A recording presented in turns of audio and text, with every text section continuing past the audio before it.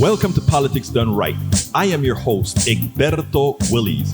This is a progressive program that will take the mystery out of politics. This is the program that will encourage you to make sure government becomes we the people.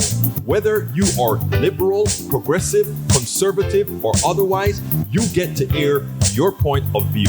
We are an independent media outlet that, unlike mainstream media beholden to corporations, we only owe allegiance to you.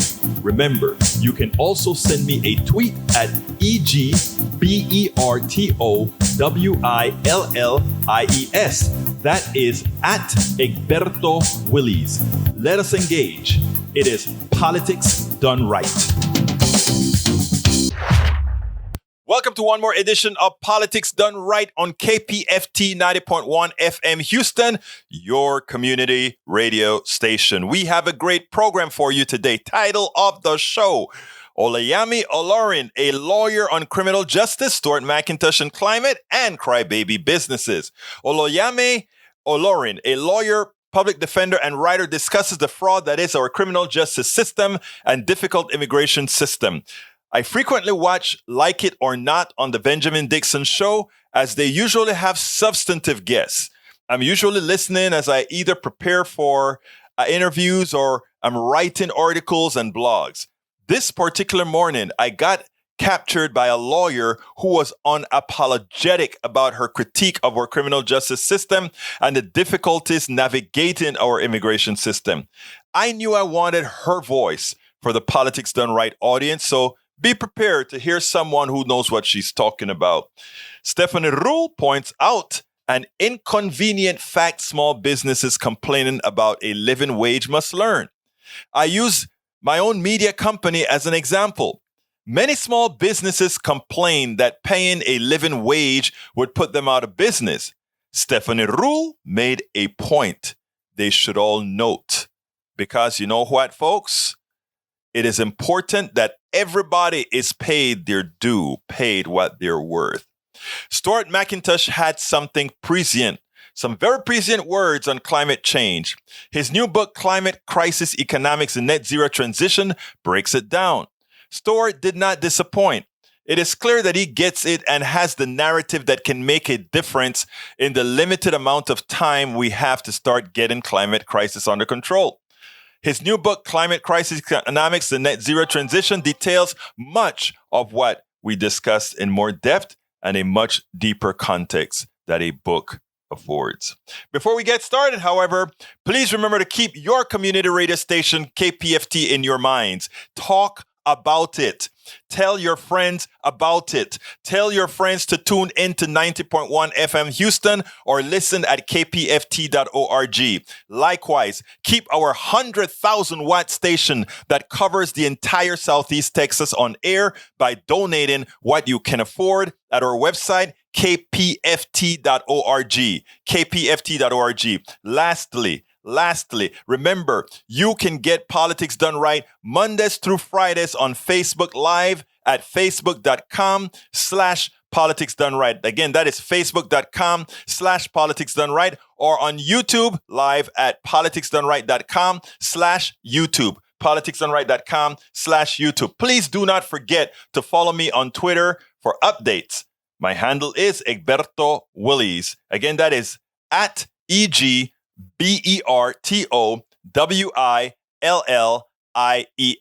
Well, folks, you know what? Let's get busy.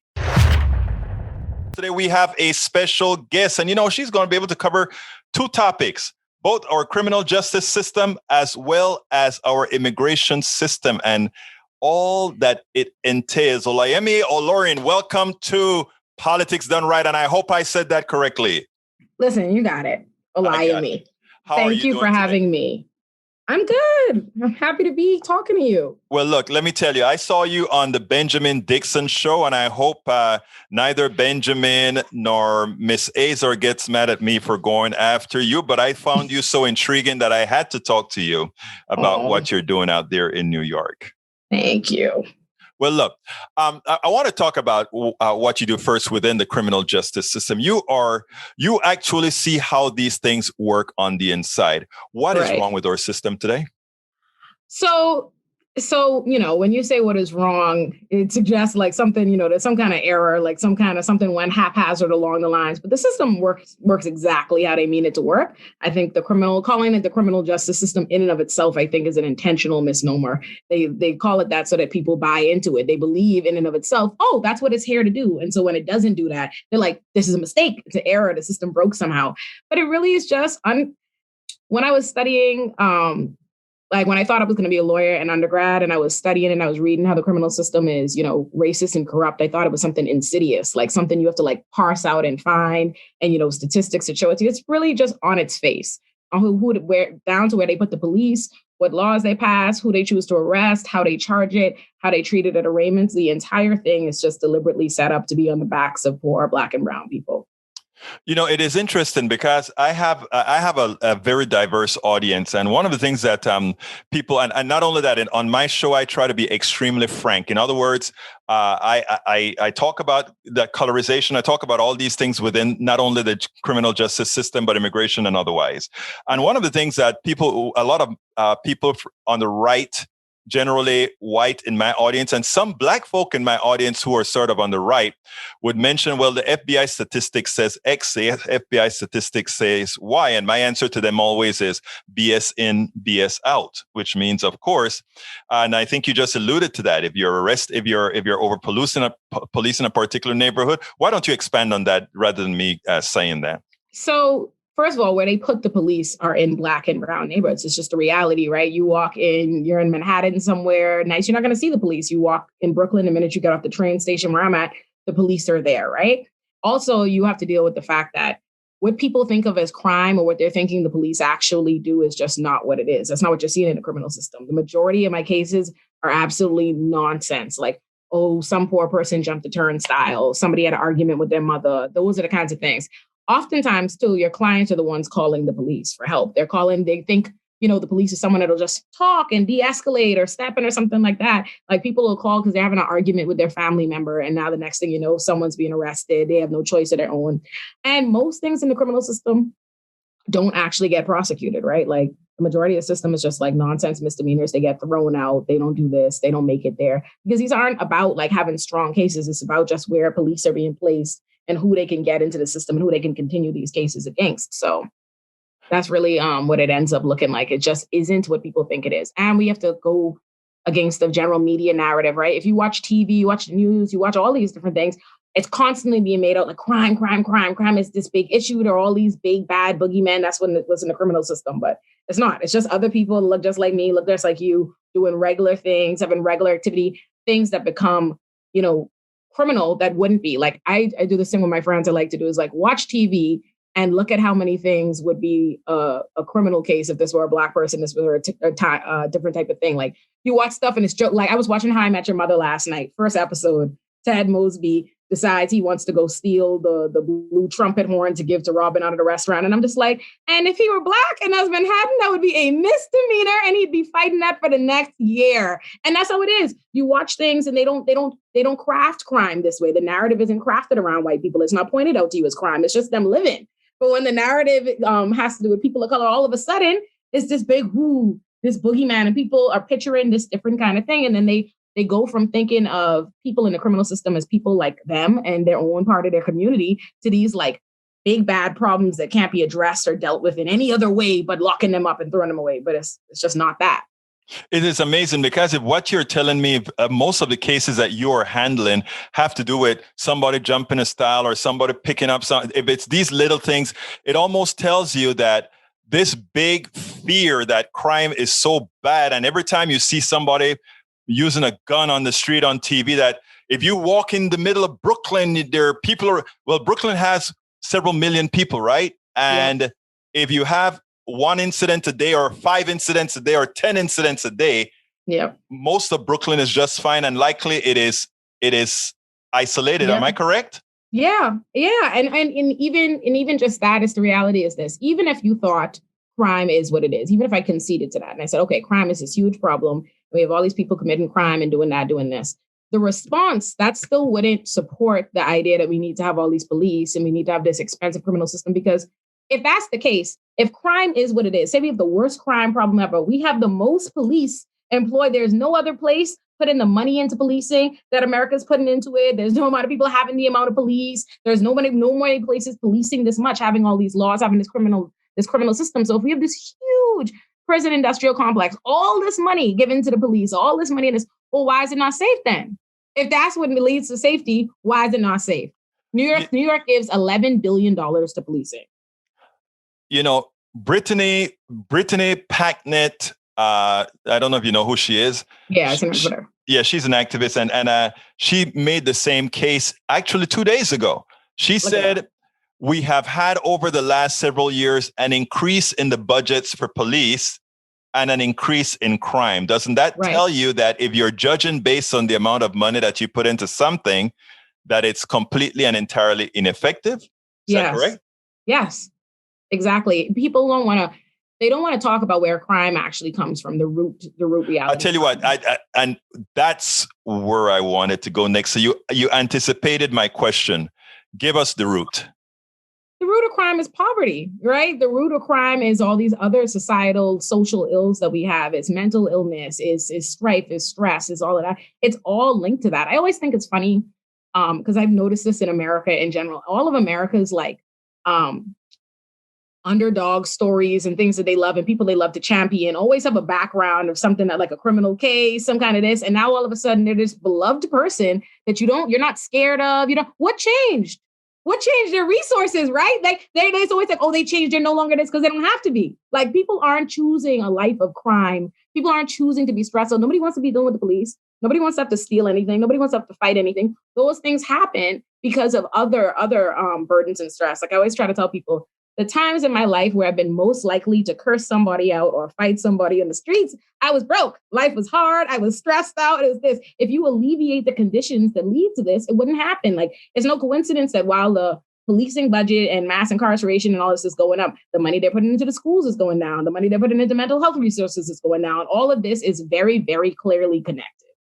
And they choose not to see that, and not. But you know what is ironic? When you racialize criminality, it's amazing because I don't. You're probably too young to remember the crack epidemic. Yeah, I know about it historically. You heard about it. Yes. The crack epidemic.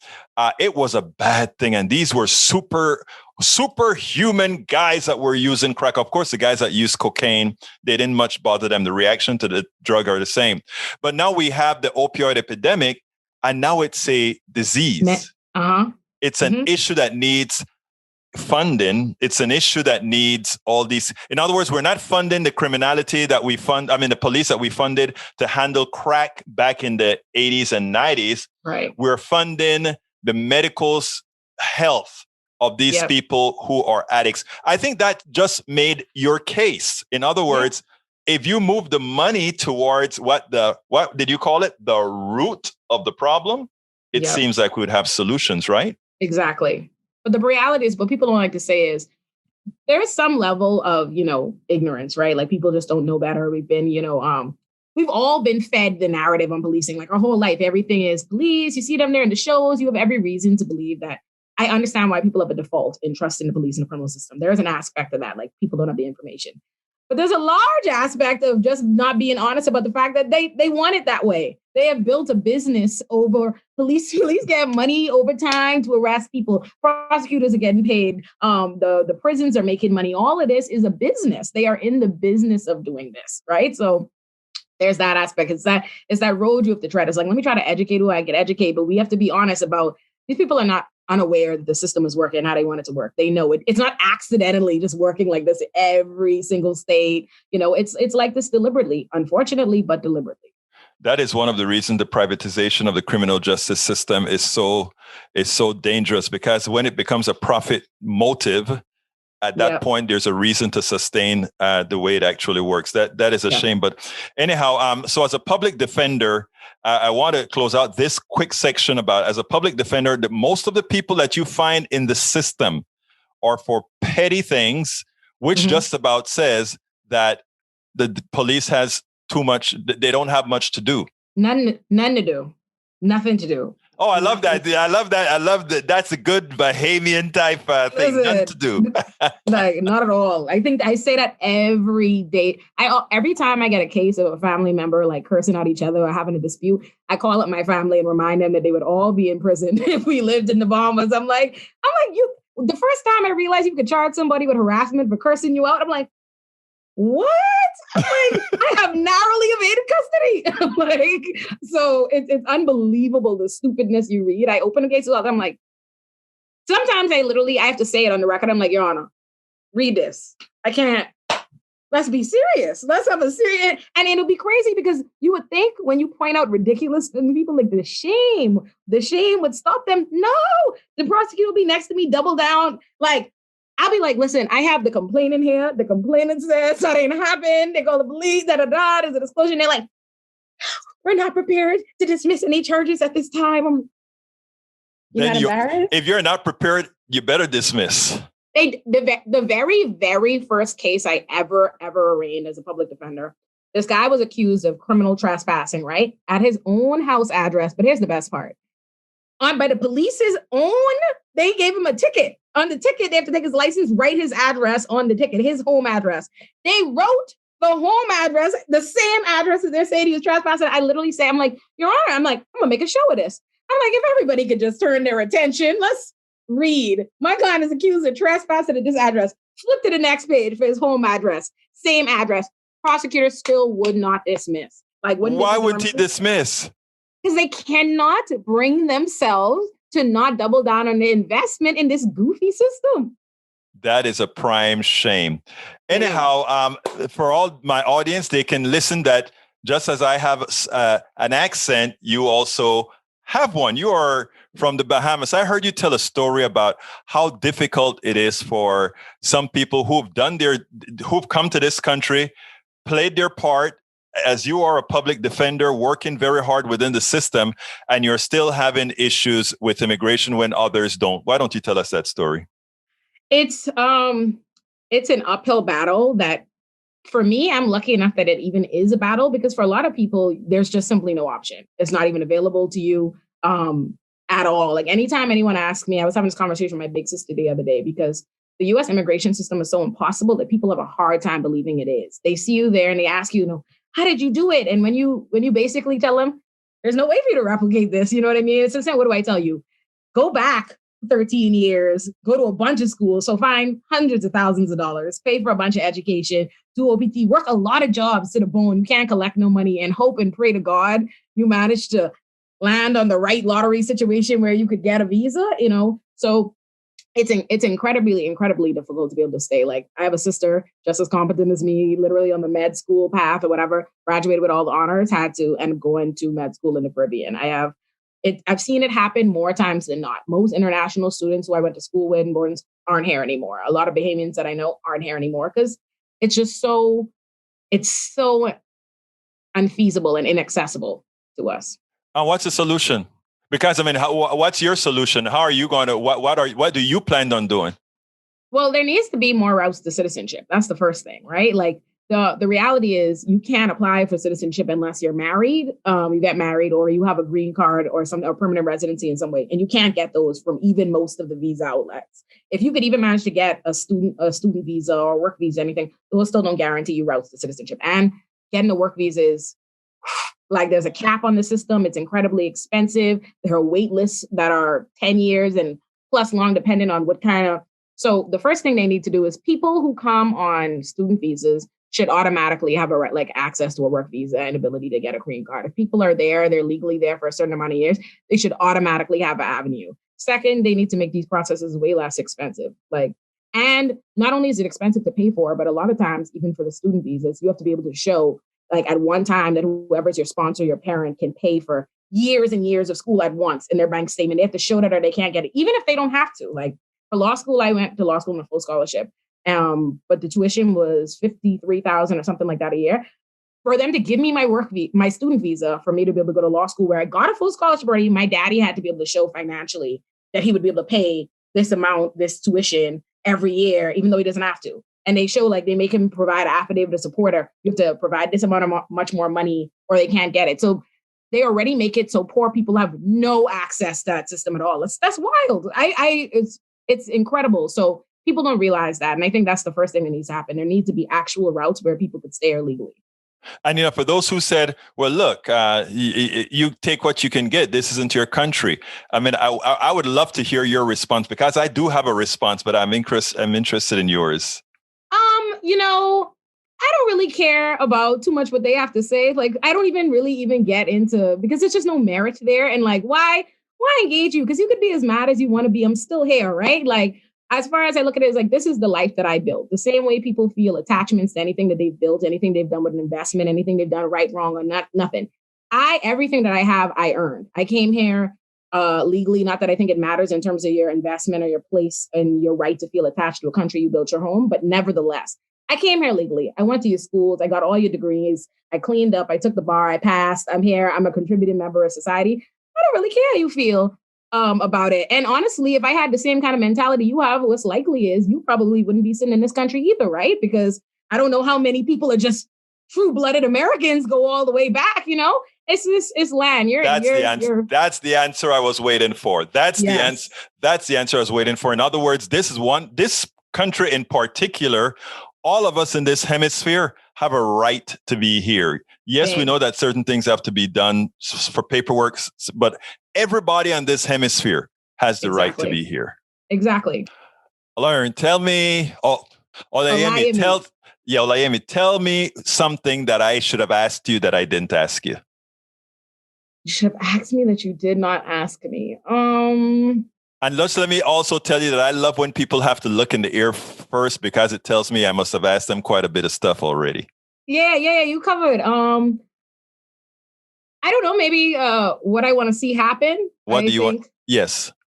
I think the narrative is what's got to change. A lot of what is able to go down is just because people have controlled the narrative and they prevented other stories from coming out. And I think as it pertains to immigration, immigrants are just not in the position to be our own advocates so much of the time. Like, people are, while I'm going through my immigration stuff for so many years, they're like, oh, you should tell people about this if they knew this and blah, blah, blah. And I'm like, I'm going to tell them when I have a pending, visa application in front of USCIS. I can't do that. Like, I'm not in a position, to do it. And that's what happens so often is immigrants, while they're going through it, they're not in a position to talk about it. And by the time they are, things have gone south. You know what I mean? They have to go rebuild a life somewhere else. So I feel like what I really want to see happen is people really have an understanding that people cannot just do it the right way. They can't just come here. They can't just apply for citizenship. Because I think when that changes, it will be harder for politicians to get up on stage and say empty things like that to people, and just not offer any routes to citizenship, because people will finally have real understanding of the system and what needs to change.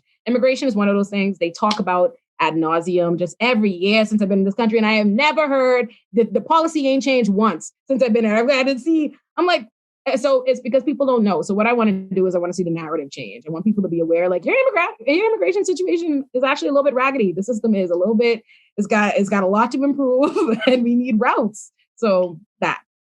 Olayemi Olurin, thank you so kindly for having been on Politics Done Right. Your energy is palpable, and not only that, but it's transmissible. You have a wonderful rest of your day. Thank you so much. Bye. A lot of small businesses complain about, if the minimum wage goes up, they can't afford to pay their people, or they're complaining that the government is giving too many people too much money. So that extra $300 that's due to expire in September, stop giving it to those people, because we need those people to come and work for us. And if you are giving them what's equivalent to a minimum living wage, we can't afford them. We can't afford them to work for less than minimum wage. Is that fair? It's not fair, of course. And, Stephanie Ruhle said something that you've heard me say several times. And let me give a good example, using myself as an example. I had a software company, and one of the reasons, it was a very successful software company. Boeing used my stuff. NASA, everybody uses my stuff. But I told you guys a story of the reason why I went into activism. It was my passion. It was something that I wanted to do. It was altruistic, but not completely altruistic. At the time, my website could take care of me after I got rid of all my expenses. Of course, when Facebook and YouTube cut my the advertising by 90%. We lost 90% of our income. Henceforth, we start doing things like how we try to raise money now via our subscriptions to YouTube and subscriptions to Patreon. But people always ask things like, why don't you hire somebody to do X, Y, and Z for you or whatever? And the reason why is I preach all of the times, living wage, minimum wage, and most jobs shouldn't even be minimum wage. And right now, I can't afford to pay somebody for the level of work that I want them to earn. There are a lot of people say, I want to volunteer, and I do take some volunteering. I mean, a lot of people volunteer. We've had Bridge MCP volunteer. She designed the cups for nothing. She helps out by answering stuff in the room, all that kind of stuff. She volunteers to do that. Norman is helping me fix the fence right now that is completely out of whack. He's also did the voiceover for one of my books. We have a lot of supporters here. Roberto Lewis has purchased everything, not because he needed it, just because he wanted to show support for Politics Done Right. And we have Bruce Pollard, who was the editor of my latest book. I mean, so we have a lot of people that volunteer to do things like that. But when it comes to talking about hiring people, I am not viable to hire people for what they're worth right now. So I don't. It's irresponsible for me to ask somebody to do a job that they can go out, that they should be able to go out there and make several $1,000s doing and say, okay, I'll give you $15 an hour or even $12 an hour because you're looking for a job. Now, I think it is unethical. I think it is immoral. So I work my 16 hours a day, 7 days a week, because until I can break that cycle, I don't have a viable business to be able to hire others. But a lot of small businesses don't think that way. They think that what they ought to do is they have to live good. They'll make most of the money and then give the pittance to those who work for them, those who are doing very important work. It is immoral. And that's why I don't do it.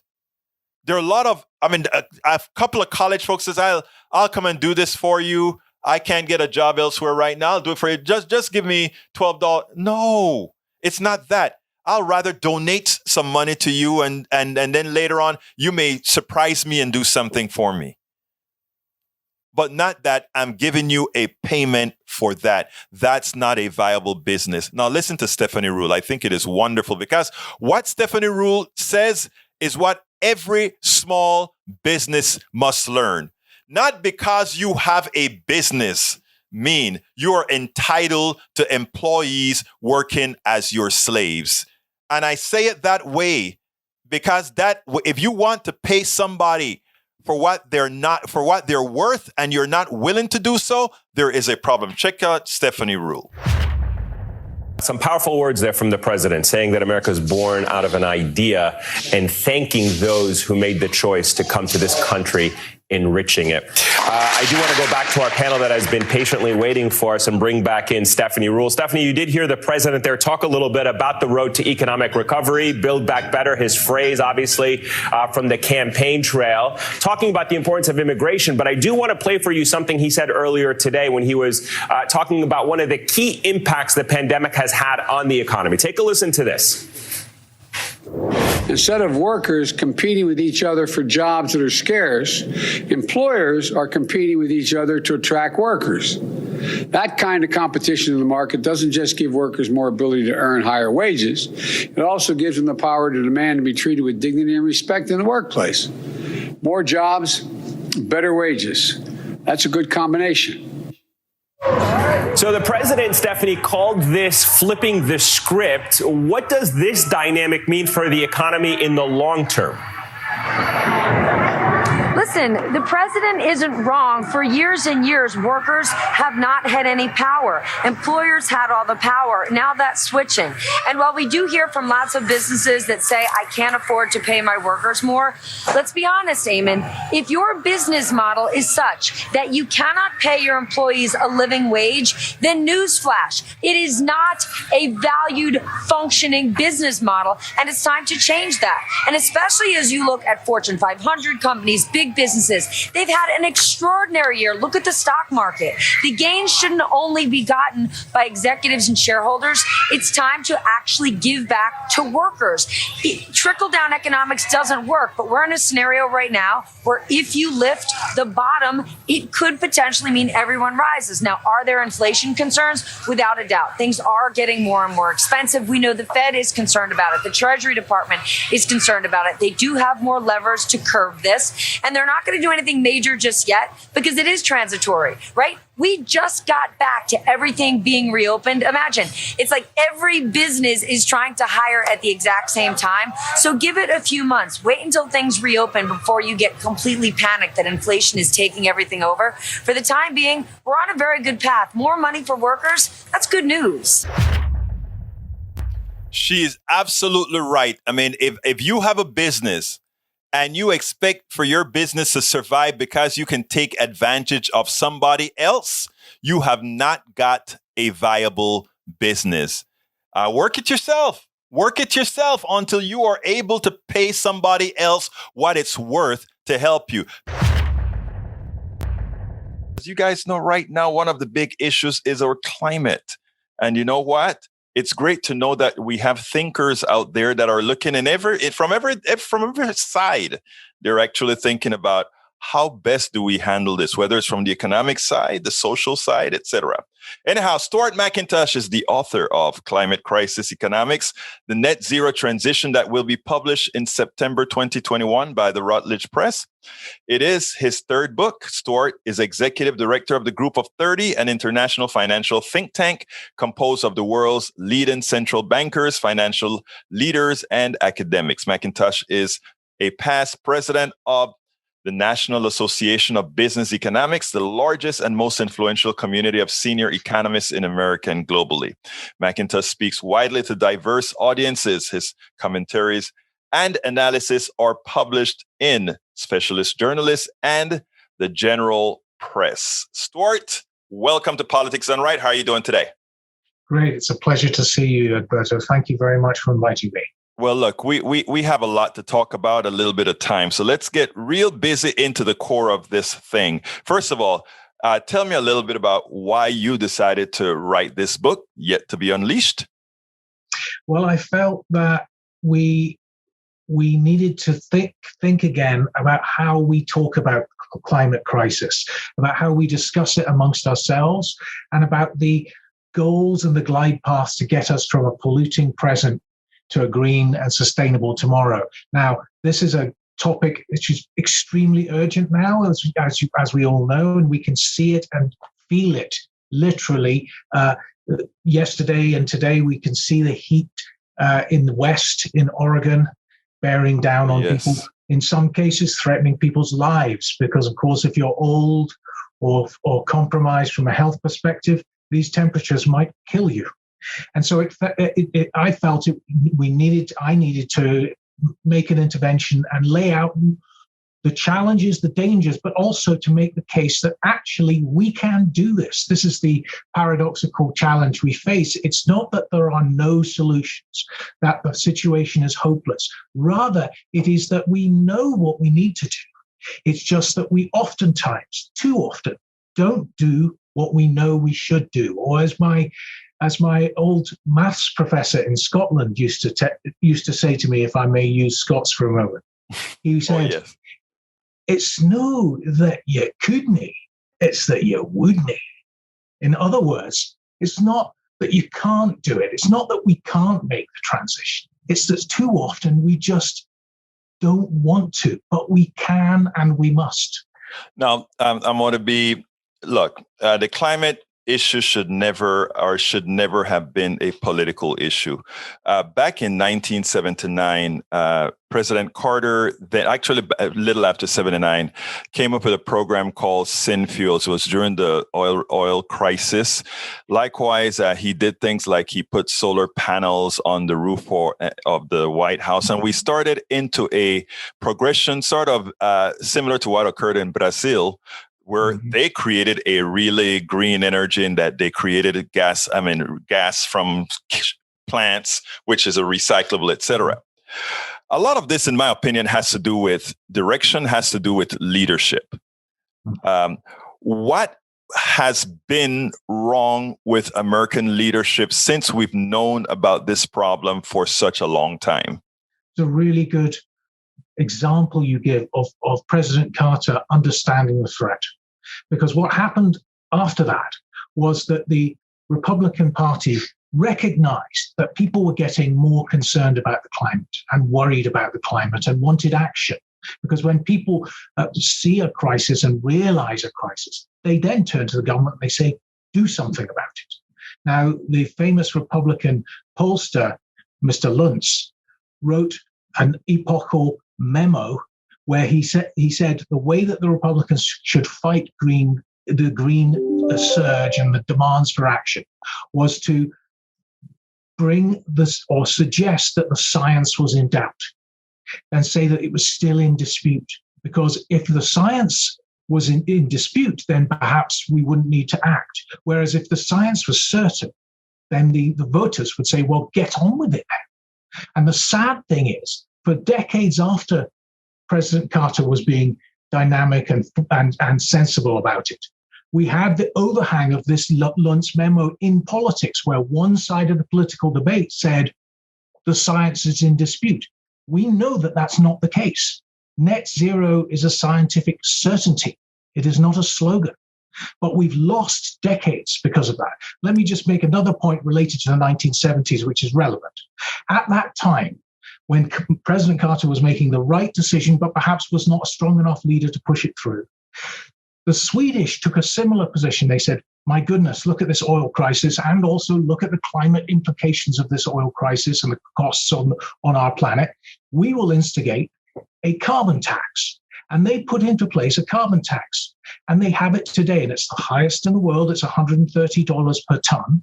But as a result of that process that was started decades ago in Sweden, they are now essentially carbon neutral. They've changed their entire economy, and they are a successful social democratic economy with low levels of inequality and high levels of growth. In other words, they've demonstrated you can make the transition. They started earlier, so their costs were less than our costs will be today. But we can do it with, as you say, leadership. You cannot do it without leadership. We need leadership. I'm pleased to see that leadership evident in the United States, in President Biden, in his staff and administration picks now. You hear it repeatedly. This is not just sloganizing. This is a real shift. And thank goodness, perhaps we're not too late. You know, Stuart, one of the reasons I think books like you've written and yourself needs a lot more exposure is that too often on the other side, when I talk about the other side, I'm not talking politically now. I'm talking about those who disregard climate change. They have a big voice. Mm-hmm. And for some reason, the mainstream, what we call the mainstream media, tends to give them a bigger worth than they are worth, if you will. Now, you mentioned about how the lost decades. Now, we are likely in the most capitalist country that we have. And one of the definitions of capitalism is the smart allocation of resources, the efficient allocation of resources. And supposedly that means that there should be a market that could discern these eventualities, these things that would create problems. Wouldn't you say that points out a distinct failure in the way we practice our economic system that right now has us in danger at a tipping point in the world? After all, between us, a capitalist country, and China, who we like to call a communist country, but is really a communist capitalist country. Capitalism has nothing to do with your political system. Don't you think there is a problem that has to be resolved first before we can really get into this model that you're talking about? Yeah, I mean, that is a very important piece, which is we economists have known for decades that the fundamental failure of market economics is to internalize the cost of carbon. We all do it, right? We get on a plane that's super cheap to fly short distances, spewing out carbon dioxide. We drive cars that are very polluting. We perhaps eat too much meat and make ourselves unwell, or at least a little bit overweight. There are all these things that we do where we're not internalizing the cost because the policymakers haven't made that determination. They haven't said, look, we need to price things realistically. And a realistic pricing includes the damage that you're doing to produce that good. Now, in most cases, it wouldn't create a dramatic, disastrous change to everyone's lives. No. Would your burger be fractionally more expensive? Yes, it would. Would the flight you take be slightly more expensive? Yes, it would. Some policymakers, like in France, are taking more radical steps. So they're doing, for instance, in France, if the journey is less than 3 hours, you can't take a plane. You have to take the train if the train is available. In other words, they're telling the airlines where there's a functioning high-speed rail network over this distance, you cannot fly there because it's too polluting. Now, that's a radical solution. Now, I'm not suggesting we can get to that solution in America because America is much more market-oriented. But what we can do is say to the businesses and to even us as consumers that we have to pay the real price of what we're doing. And we know that when you do that, people change. Take, for example, this tiny, small change that was done recently in many communities in DC, where they said, okay, you can have your plastic bag at the grocery, but you've got to pay an extra 5 cents. And what they find is that behaviorally, when the person is told, I have to pay an extra 5 cents, I do that. It's, 5 cents is nothing. But it triggers in our minds, God, I'm not doing that. Now everybody carries their own bags. I know you do. I know I do. So the point I'm making here is you need to change those incentives, and small shifts in incentives can have very large and significant changes in behavior. And the market system can accelerate things very rapidly. So, for instance, with the announcement by GM last year that they were going full on into EVs, it changed all of the calculus for the rest of the automobile industry. And I can say that I just recently, and this is not an advert, this is just showing you I'm responding to, that I put my deposit down for the F-150 Lightning. Hey, this thing's going to go from 0 to 60 in 5 seconds, and it's carbon neutral. It's fantastic. I'm totally going for it. Look, let me tell you, I'm an engineer by training, and when I saw that F-150 pulling a train, a full locomotive, it was like, what people don't understand is with electricity, you have more control, better gearing, etc., that allows you a small device like that to pull a train, which a combustion engine is a bit more complicated to do that. So it was great seeing that, and it's great that you have it down on the F-150. And the thing about that example, and there are many examples like this when we talk about how we get from here to there to net zero, it's not simply a cost. Oftentimes, there are really superb innovations involved in that shift. And so what it means is I get a better product. Well-paid jobs are created in America for union workers producing American goods. And you get more jobs in that new sector, which pay better than the old jobs, because that's one of the things we've seen from the pandemic response is that people realize that maybe a lot of jobs are undervalued and we need to rethink about how we pay people and what we pay them for. And I think the future, the green globalization 2.0, I like to call it, is going to actually be more prosperous, potentially more equitable, and of course, sustainable. So it's not a question of this is going to cost me, we can't afford it. It's no, the future can be better. And moreover, we must afford it. You know, that last statement that you made is extremely important. We must. That word must, because you gave some good reasoning. You point out that, yes, it can create more jobs. Yes, it can be more prosperous. And yes, we can use it as the platform to make our systems more equitable. Now, that said, it's not really true that it definitely has to make us more equitable, right? We could still have the master on the top making all the spoils like he does right now, where capitalism sort of skews everything up. We can use this as a reason to make things more equitable, and it's almost like a restart. But here's my question: why is it that we have to sell saving the planet, ultimately saving our lives, by saying, oh, it's going to make things more prosperous. Oh, it's going to make more jobs. It seems like if this is something that is existential, that shouldn't even be a part of the equation. That's right. And so it's a tension. Some people will resonate with the job narrative and understand, and we need to create, we need to sustain the economy anyway. We can't say to people, you can save the planet, but you will live in penury. That's not going to work as a political matter. So you need to have a narrative that says how tomorrow, a green tomorrow, will be a better, more equitable and stronger, potentially more equitable existence. However, you're absolutely right. There are ethical and moral reasons why we should do this anyway. Why we have to do it anyway, because we live on this planet. We don't live outside the planet. Right. And if we face ecological collapse because we fail to act, we are going to tip into a hothouse world where we can never come back. Not in the realms of human history anyway.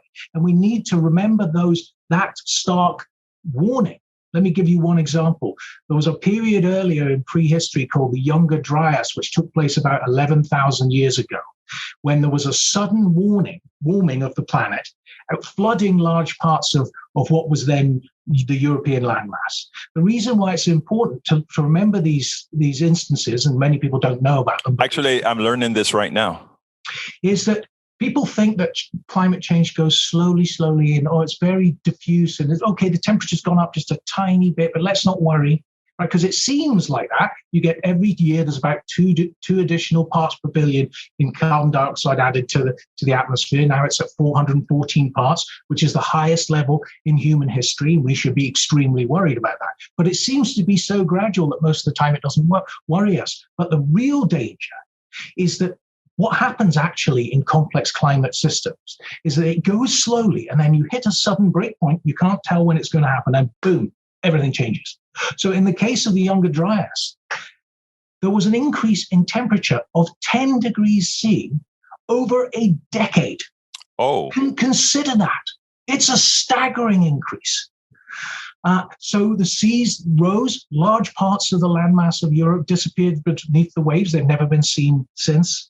Before that, my ancestors could walk from Scotland to mainland Europe. You can't do that anymore because the seas rose. So the point I'm making here, and this is going to your point about why we do have to have a sense of urgency, and that it's not just about short-term economic benefits. It's about the sustainability of life on Earth. And we see those danger signs all over the place. We see them in California in the drought and the fires in California. We see it in Australia with the terrible, terrible fires. We see it in Bangladesh last year, where there was over a third of the country submerged by water.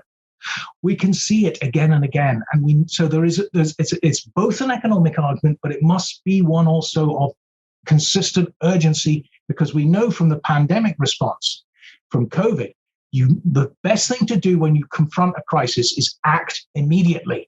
Don't delay. The longer you delay, the worse the outcome.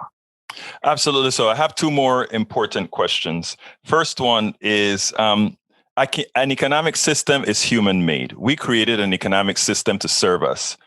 As we look at the entire Earth today, there are a whole lot of people on the Earth. There's a whole lot of work to be done. right now we simply are not connecting the people with all the work that needs to be done, which is really, that's a failure of an economic system. Shouldn't we be working on one that in doing so would also mitigate all these issues that we're talking about?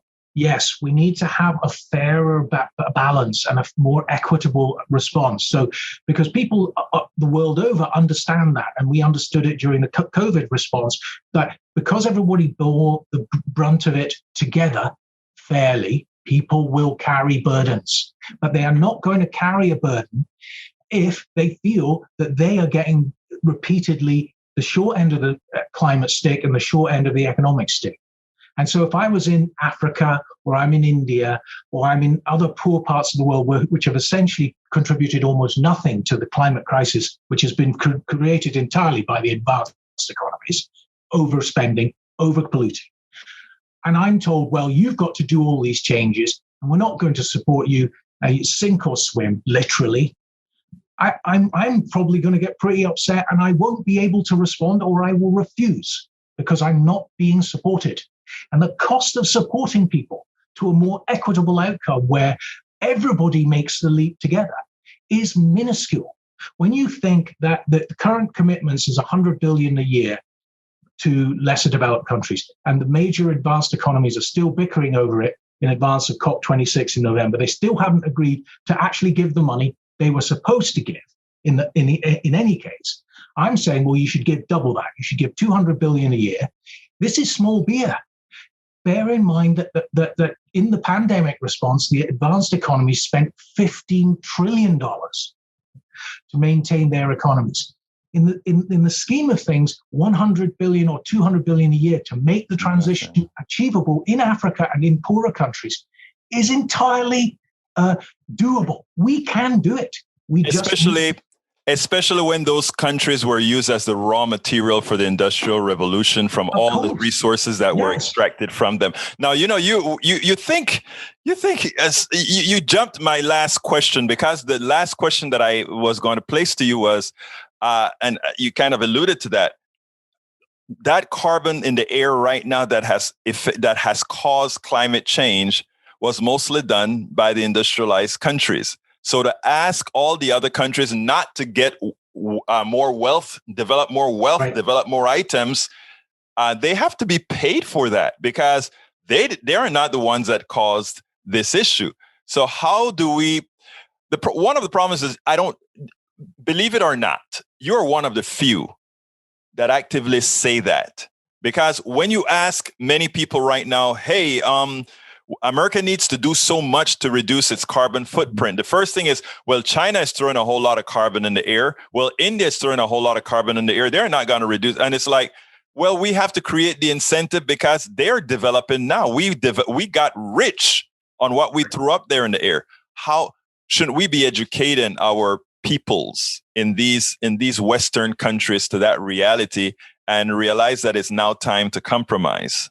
Yes, I think so. And let me give you an example of why this works. And this, because part of what I talk about in the book is about the need for new stories about how we think and talk and converse about climate change. Why does that matter? That matters because we need a proper, particularly in America, we need to have a face-to-face discussion in our local communities about what climate change is. So agreeing the facts, because they are facts. These are not disputable political notions. The scientists can show us and would show us these are the facts. Once we agree the facts together as communities, as neighbors, as friends, not as adversaries, the question then becomes, as we said at the beginning of our conversation, not whether something is happening, but what do we do about it?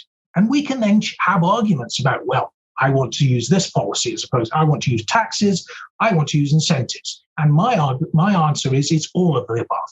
But we need to have those conversations.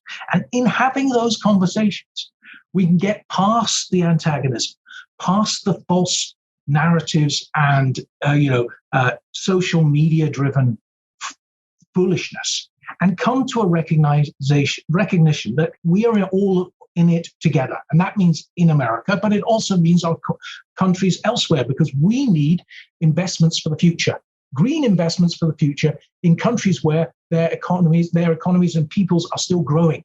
Those green investments will be in Africa. They will be in other countries, not just ours. And so it's in our collective benefit, to our collective good, that we help them make that transition, because we will benefit too. Absolutely. So, interestingly, a lot of NGOs are working in Africa with things like solar cells to do things out in the boondocks and different forms of communication. Anyhow, last question that I always ask is, what didn't I ask you that I should have asked you? Good question.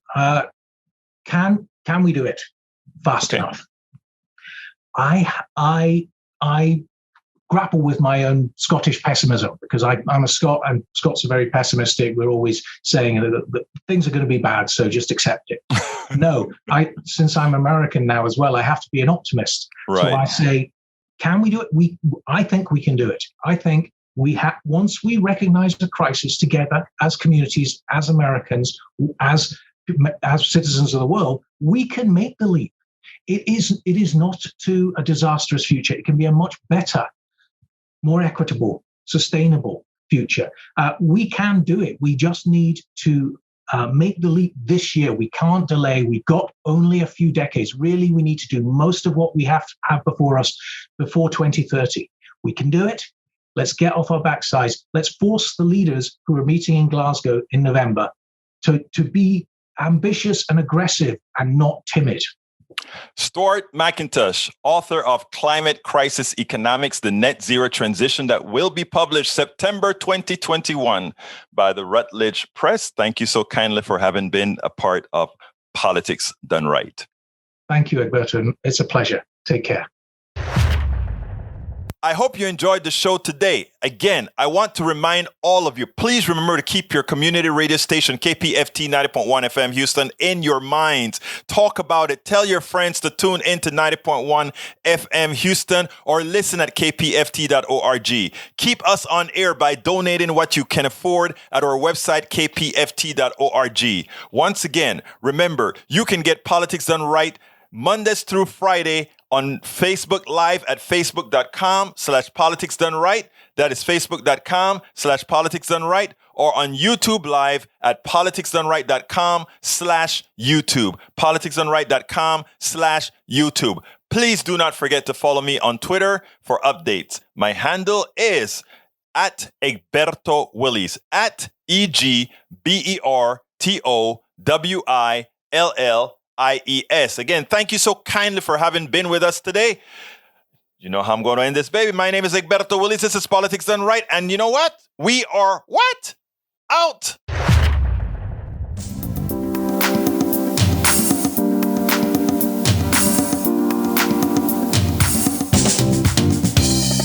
Welcome to Politics Done Right. I am your host, Egberto Willies. This is a progressive program that will take the mystery out of politics. This is the program that will encourage you to make sure government becomes we the people. Whether you are liberal, progressive, conservative, or otherwise, you get to air your point of view. We are an independent media outlet that, unlike mainstream media beholden to corporations, we only owe allegiance to you. Remember, you can also send me a tweet at EGBERTOWILLIES. That is at Egberto Willies. Let us engage. It is Politics Done Right.